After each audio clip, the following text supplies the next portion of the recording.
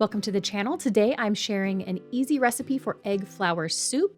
You're only going to need 2 ingredients, as many eggs as you would like, and some homemade bone broth or the best quality store-bought you can find.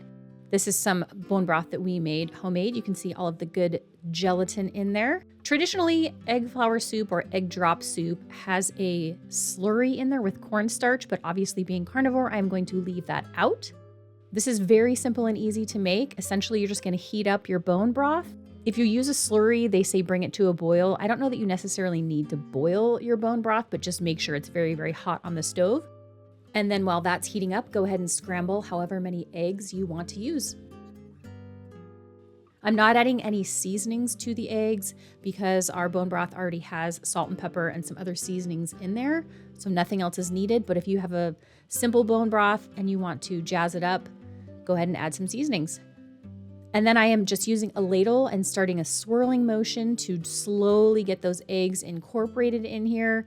You could probably just get a whirlpool going with your broth and then drop all of the eggs in if you wanted to, but this is how I have seen some other more traditional videos do this online. And yes, I did just drop a bunch of that on my stove. So once I get all of the egg mixture in here, it's basically done. This is hot enough. This is cooking the eggs. It doesn't need to sit there and boil for 5 minutes, 10 minutes, anything like that.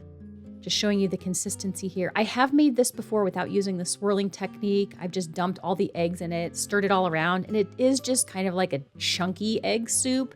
So depending on the texture you like, you can play around with getting those eggs in there.